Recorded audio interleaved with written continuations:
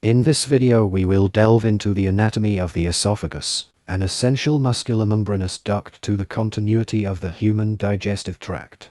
We will start with an introduction to the esophagus, providing its major role in deglutition and in the transport of food bowel after deglutition. Following that, we will proceed to the descriptive anatomy of the esophagus, focusing on its different portions. Next, we will take a closer look at the layered structure of its wall, continuous with mediastinal and abdominal neighboring structures.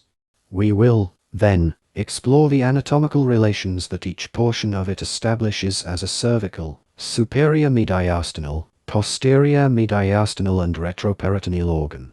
Afterwards, we will proceed to describe the blood and nerve supply and lymph drainage of each gland before summarizing. The esophagus is a muscular membranous tube passing between the pharynx in the neck and the stomach in the abdomen. Thus, the esophagus has three distinct portions: cervical, thoracic and abdominal. It transports food bowel after deglutition. The esophagus extends from the cricoid cartilage at the level of C6 vertebra to the cardiac orifice of the stomach at the level of T10 vertebra and towards the left 7th costal cartilage. The cervical portion of the esophagus commences in continuity with the cricopharyngeus muscle at the level of the lower border of the cricoid cartilage and C6 vertebra and lies in front of C6 and 7 vertebrae and the prevertebral fascia and behind the trachea. The thoracic portion enters the thoracic inlet in the midline in front of the body of T1 vertebra and passes downwards through the superior and posterior mediastinum slightly to the left of the midline behind the left bronchus.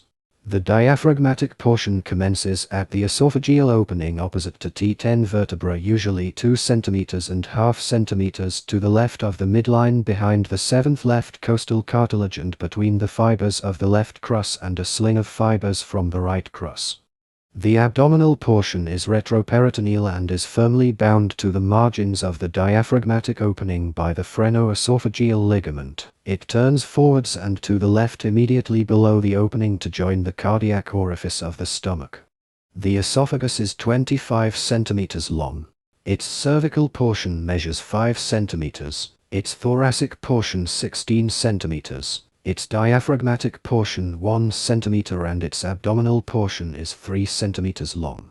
The lumen of the esophagus is virtual when empty with an internal diameter of 2 cm ½ On a left lateral view, the esophagus is molded onto the shape of the spine. On a frontal view, the esophagus is slightly undulating, flattened anteroposteriorly with a scalloped lumen.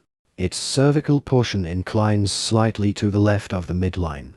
Its thoracic portion inclines slightly to the right of the midline at the level of T3 vertebra and then slightly to the left of the midline behind the left bronchus, which may indent it slightly at the level of T4 vertebra. At this point, the esophagus inclines forward with a concavity more marked than that of the vertebral column in front of the descending thoracic aorta and in contact with the pericardium. Its abdominal portion is oblique to the left and varies in length according to the tone of its muscle and the degree of distension of the stomach. Now, regarding the internal shape of the esophagus. The esophageal lumen is constricted by several of its anatomical relations along its course. The commencement of the esophagus is constricted by the cricopharyngeal sphincter 15 cm from the incisor teeth. It constitutes the narrowest part of the esophagus. The second narrowing of the esophageal lumen is where it is crossed by the aortic arch 22 cm from the teeth. The bronchial constriction is where it is crossed by the left principal bronchus 27 cm from the teeth. The diaphragmatic narrowing is where it passes through the opening in the diaphragm 38 cm from the teeth. The esophagus is a hollow organ with a scalloped lumen surrounded by 3 mm thick 5 layers wall. From the outer to the inner layer, the adventitia or the esophageal fascia is a thin layer of lax connective tissue continuous with the phrenoesophageal ligament. The phrenoesophageal ligament is continuous with the diaphragmatic fascia and is attached to the cardiac part of the esophageal fascia 2 cm above the cardiac orifice. It is rich of elastic fibers and some of them reach the submucosa of the esophageal wall. It constitutes a solid support of the esophagus and participates to the anti-reflux barrier. The esophageal muscle is skeletal in the upper third, the cricopharyngeus muscle, and visceral in the lower 2/3 of the tube. The cricopharyngeus muscle attaches to the cricoid cartilage by the cricoesophageal tendon. The inner layer of the muscle is circular, and the outer is longitudinal. The latter makes connections with pleura, trachea and principal bronchi. The submucosa is highly blood-supplied and innervated. It contains small groups of mucus-secreting glands present at the upper and lower ends. The muscularis mucosa is characteristically thicker in the esophagus than in any other part of the alimentary tract. The mucous membrane is lined by a stratified squamous non-keratinizing epithelium. Its underlying connective tissue layer, the lamina propria, is scattered with lymphoid follicles. The macroscopic aspect of the mucosa consists of pink-colored longitudinal folds. That of the abdominal portion is pale and more folded. As seen before, the esophagus has a long course beginning from the neck until the abdomen, passing by the mediastinum. Thus, the anatomical relations of the esophagus are different according to each one of its portions. The cervical portion is in contact, forwards, with the trachea, the lower poles of the thyroid gland, the thoracic duct more at the left, and the recurrent laryngeal nerves. Backwards, it lies in front of the C6 and C7 vertebrae covered by the prevertebral fascia. Laterally, the esophagus is surrounded by lateral lobes of the thyroid gland, recurrent laryngeal nerves, the carotid sheath containing the common carotid artery, the internal jugular vein, the vagus nerve and ansa cervicalis, and the inferior thyroid artery. The thoracic portion is in contact, at the front and from the top to the bottom, with the trachea, its bifurcation, the left principal bronchus, the right pulmonary artery, the tracheobronchial lymph nodes, and the oblique pericardic sinus of Haller. Backwards, it lies in front of the T1 to T4 vertebrae. From T4 vertebra down, it lies in front of the thoracic duct and the descending aorta. To the right, it lies next to the arch of the vena aesogos, the right vagus nerve, and the mediastinal pleura. To the left, from T1 to T4 vertebrae, which constitute the limits of superior mediastinum, it is in contact, from the top to the bottom, with the mediastinal pleura, the subclavian artery, the arch of the aorta which indents it, the left vagus nerve, and the thoracic duct. From T4 vertebra down, it only stays in contact with the left mediastinal pleura. The diaphragmatic portion is surrounded the esophageal opening in the diaphragm towards T10 vertebra. Forwards, it is in contact with the left vagus nerve, and, backwards, with the right vagus nerve. The abdominal portion is suspended by the phrenoesophageal ligament and is in contact, forwards, with the anterior vagal trunk made of the left vagus nerve, and through the posterior peritoneum with the lesser omentum and the left lobe of liver to the right and the greater omentum to the left. Backwards, it is in contact with the posterior vagal trunk made of the right vagus nerve and the abdominal aorta. To the left, it is separated from the fundus of the stomach by the cardiac notch, a major element of the anti-reflux barrier. The portion of the esophagus from the cricoid cartilage down to the level of the arch of the aorta is supplied by the inferior thyroid artery.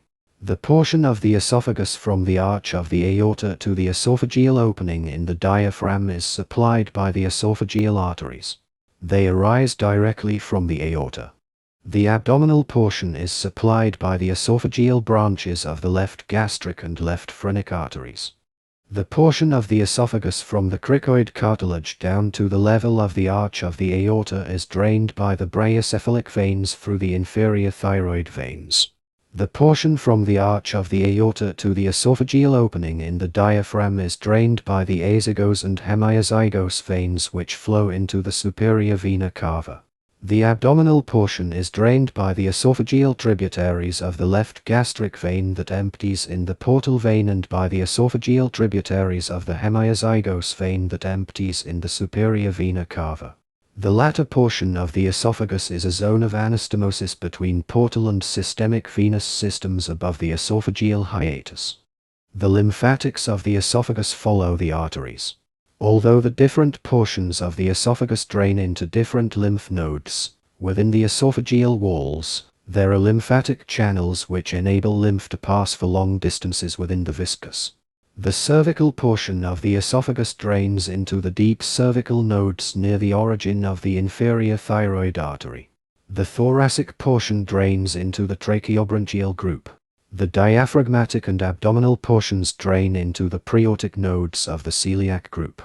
The upper part of the esophagus is supplied by the recurrent laryngeal nerve and by sympathetic fibers from cell bodies in the middle cervical ganglion running in on the inferior thyroid arteries. The lower part receives fibers from the sympathetic trunks and greater splenic nerves, while the parasympathetic supply is from the vagus nerves which form anterior and posterior esophageal plexuses on the respective surfaces. These plexuses, which form a wide meshed network that encircles the tube below the level of the lung roots, are essentially parasympathetic, and their fibers become collected together over the last few centimeters of the thoracic esophagus as the anterior and posterior vagal trunks. The anterior trunk contains predominantly left vagal fibers and the posterior mainly right fibers, but both trunks have fibers from both vagi. The motor supply is from the vagus, from cell bodies in the nucleus ambiguous for the upper striated muscle part, and from the dorsal motor nucleus with relay in plexuses in the wall for the lower visceral muscle part. The glands also receive secretomotor fibers from the vagus, but these are derived from cell bodies in the inferior salivary nucleus. There are also afferent fibers in the vagi with cell bodies in the inferior vagal ganglia, but pain fibers appear to run with both the vagal and the vasomotor sympathetic supply, since like cardiac pain, esophageal pain can be referred to the neck, arm and thoracic wall. The cervical part of the esophagus is approached in the neck by opening up the interval between the trachea and the carotid sheath. In the thorax, a long length of esophagus is readily accessible on the right side in front of the vertebral column, especially after transecting the azygos arch. The posterior intercostal vessels and thoracic duct are at risk when mobilizing the esophagus posteriorly. The lower part is more easily approached from the left side, above the diaphragm in the interval between the heart in front and the aorta behind. The esophagus is a hollow muscular organ that occupies the superior mediastinum, the posterior mediastinum and the retroperitoneum. It has a major role in digestion and, due to its long course, has several cervical, thoracic and retroperitoneal relations. Its blood supply, lymph drainage and nerve supply are quite diverse. Its abdominal portion constitutes a zone of portosystemic anastomosis. Its main role is transporting the food bowl to the stomach. Thus, it has an important motor function.